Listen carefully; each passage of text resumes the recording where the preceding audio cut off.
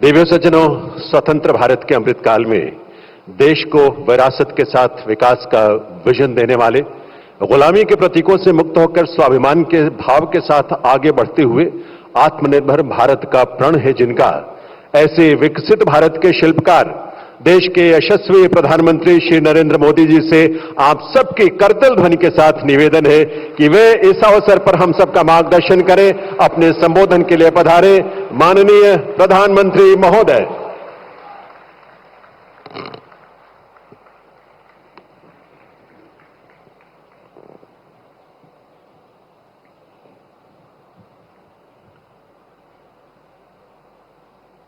कार्यक्रम में उपस्थित राजस्थान के राज्यपाल श्री हरिभाऊ कृष्णराव बागड़े जी, राजस्थान के लोकप्रिय मुख्यमंत्री श्री भजनलाल शर्मा, जस्टिस श्री संजीव खन्ना जी, देश के कानून मंत्री श्री अर्जुन राम मेघवाल जी, राजस्थान हाईकोर्ट के चीफ जस्टिस श्री मनिंदर मोहन श्रीवास्तव जी, अन्य सभी ऑनरेबल जजेस, न्याय जगत के सभी महानुभाव, उपस्थित देवी और सज्जनों, सबसे पहले तो मैं आप सबकी क्षमा चाहता हूं क्योंकि मुझे यहां पहुंचने में 10 मिनट करीब में लेट हो गया था,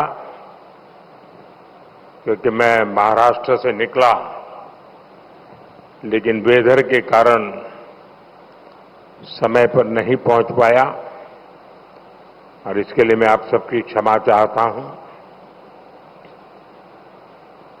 साथियों, मुझे खुशी है कि मैं आज राजस्थान उच्च न्यायालय के प्लेटिनम जुबिली समारोह में आप सबके बीच आने का मुझे अवसर मिला है। राजस्थान हाईकोर्ट के 75 वर्ष ऐसे समय में हुए हैं जब हमारा संविधान भी 75 वर्ष पूरे करने जा रहा है। इसलिए ये अनेक महान लोगों की न्याय निष्ठा और योगदानों को सेलिब्रेट करने का उत्सव भी है। ये संविधान के प्रति हमारी आस्था का उदाहरण भी है। मैं आप सभी न्यायविदों को, राजस्थान के लोगों को इस अवसर पर बधाई देता हूं, उन्हें शुभकामनाएं देता हूं। साथियों, राजस्थान हाईकोर्ट के अस्तित्व से हमारे राष्ट्र की एकता का इतिहास भी जुड़ा है। आप सब जानते हैं, सरदार वल्लभ भाई पटेल ने जब 500 से ज्यादा रियासतों को जोड़कर देश को एक सूत्र में पिरोया था, उसमें राजस्थान की भी कई रियासतें थी। जयपुर, उदयपुर और कोटा जैसी कई रियासतों के अपने हाईकोर्ट भी थे। इनके इंटीग्रेशन से राजस्थान हाईकोर्ट अस्तित्व में आया, यानी राष्ट्रीय एकता ये हमारे जुडिशियल सिस्टम का भी फाउंडेशन स्टोन है। ए फाउंडिंग स्टोन जितना मजबूत होगा, हमारा देश और देश की व्यवस्थाएं भी उतनी ही मजबूत होगी। साथियों, मेरा मानना है न्याय हमेशा सरल और स्पष्ट होता है, लेकिन कई बार प्रक्रियाएं उसे मुश्किल बना देती हैं। ये हम सबकी सामूहिक जिम्मेदारी है कि हम न्याय को ज्यादा से ज्यादा सरल और स्पष्ट बनाएं। और मुझे संतोष है कि देश ने इस दिशा में कई ऐतिहासिक और निर्णायक कदम उठाए हैं। हमने पूरी तरह से अप्रासंगिक हो चुके सैकड़ों कॉलोनियल कानूनों को रद्द किया है। आजादी के इतने दशक बाद गुलामी की मानसिकता से उभरते हुए देश ने इंडियन पिनल कोड की जगह भारतीय न्याय संहिता को एडॉप्ट किया है। दंड की जगह न्याय, ये भारतीय चिंतन का आधार भी है। भारतीय न्याय संहिता इस मानवीय चिंतन को आगे बढ़ाती है। भारतीय न्याय संहिता हमारे लोकतंत्र को कॉलोनियल माइंडसेट से आजाद कराती है। न्याय संहिता की ये मूल भावना ज्यादा से ज्यादा प्रभावी बने, ये दायित्व अब हम सभी के सामने है। साथियों, बीते एक दशक में हमारा देश तेजी से बदला है। कभी हम 10 साल पहले 10वें पायदान से ऊपर उठकर दुनिया की 5th लार्जेस्ट इकोनॉमी बन गए हैं। आज देश के सपने भी बड़े हैं, देशवासियों की आकांक्षाएं भी बड़ी हैं। इसलिए ये जरूरी है कि हम नए भारत के हिसाब से नए इनोवेशन करें और अपनी व्यवस्थाओं को आधुनिक बनाएं। ये जस्टिस फॉर ऑल, इसके लिए भी उतना ही जरूरी है। हम देख रहे हैं क्या टेक्नोलॉजी हमारे जुडिशियल सिस्टम में इतना अहम रोल निभा रही है। आईटी रिवॉल्यूशन से कितना बड़ा बदलाव हो सकता है,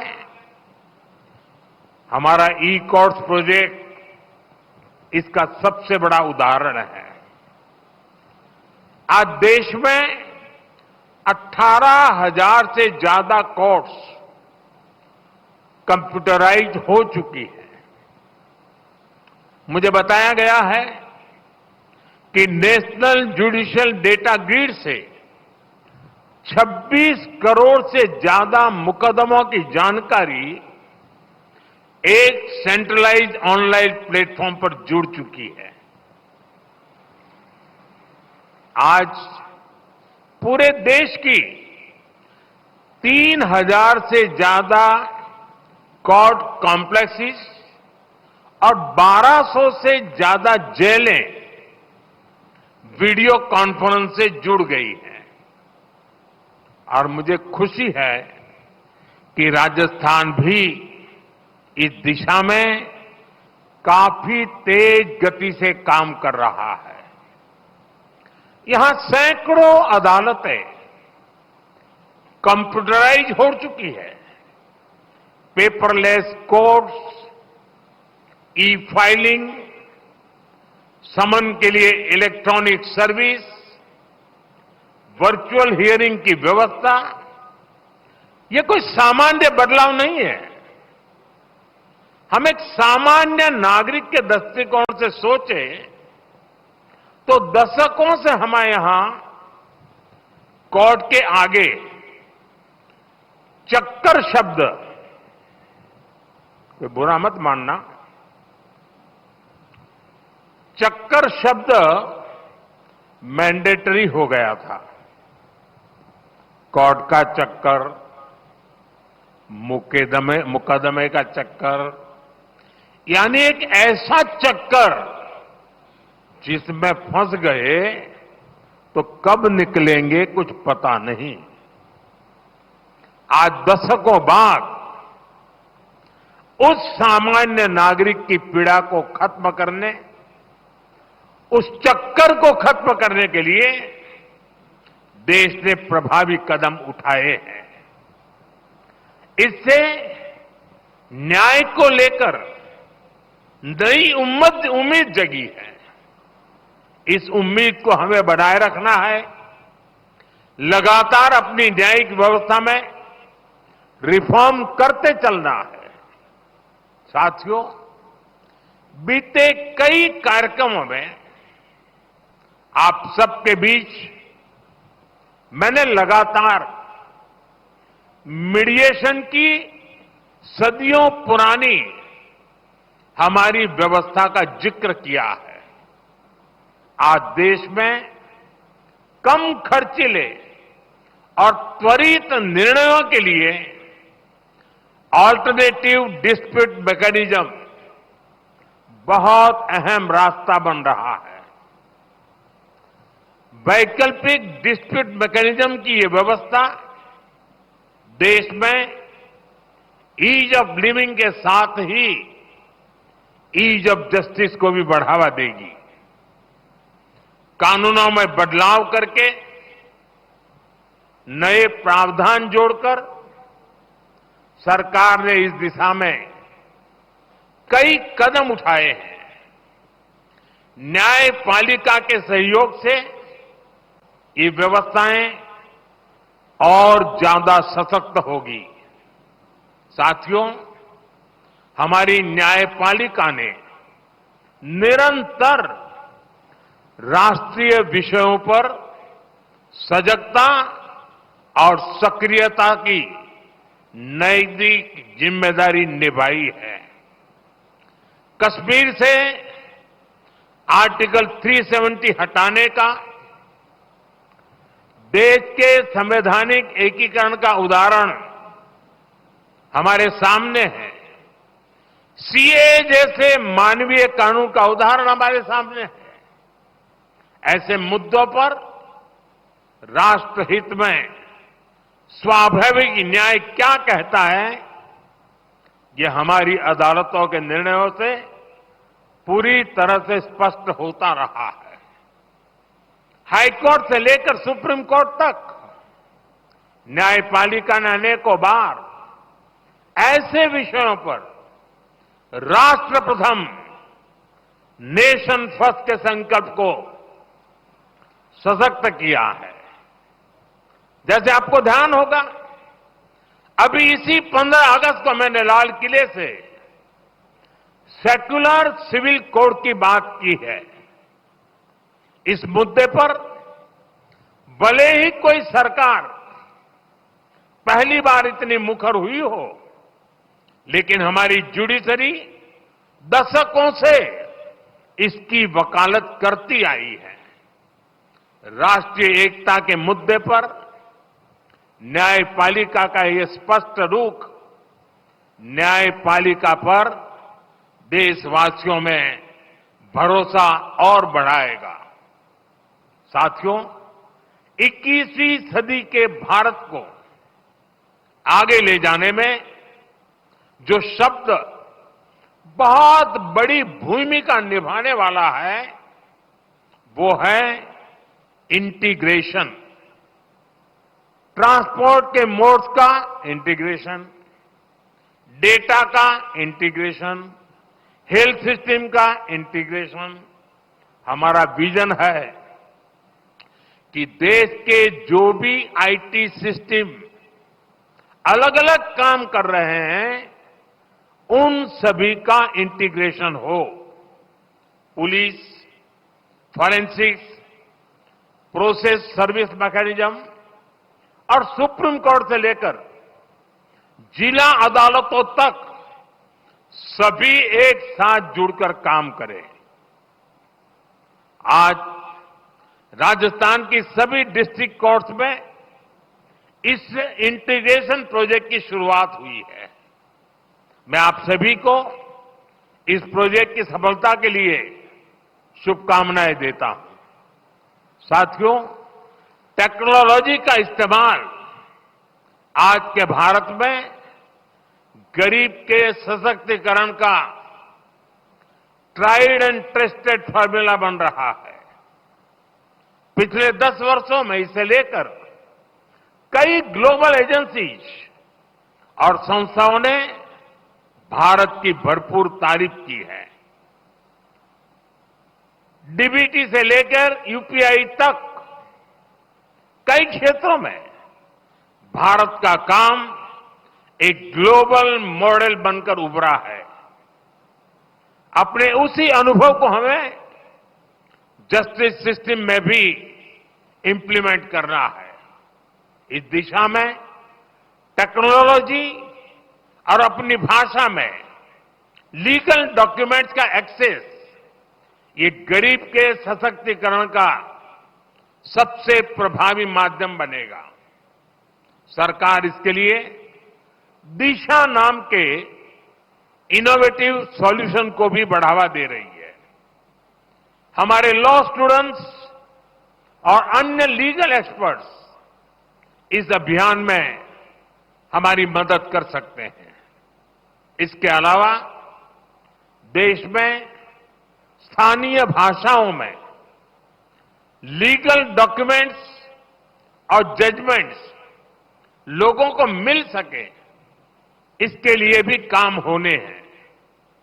हमारे सुप्रीम कोर्ट ने इसकी शुरुआत की है। सुप्रीम कोर्ट के मार्गदर्शन में एक सॉफ्टवेयर बना है जिसे जुडिशियल डॉक्यूमेंट्स 18 भाषाओं में ट्रांसलेट हो सकते हैं। मैं ऐसे सभी प्रयासों के लिए हमारी जुडिशरी की भी सराहना करता हूं। साथियों, मुझे विश्वास है हमारी कोर्ट्स ईज ऑफ जस्टिस को इसी तरह सर्वोच्च प्राथमिकता देती रहेगी। हम जिस विकसित भारत का स्वप्न लेकर आगे बढ़ रहे हैं उसमें हर किसी के लिए सरल, सुलभ और सहज न्याय की गारंटी हो, ये बहुत जरूरी है। इसी आशा के साथ आप सभी को एक बार फिर राजस्थान हाईकोर्ट की प्लेटिनम जुबली की मैं हार्दिक बधाई देता हूं, अनेक अनेक शुभकामनाएं देता हूं। बहुत बहुत धन्यवाद।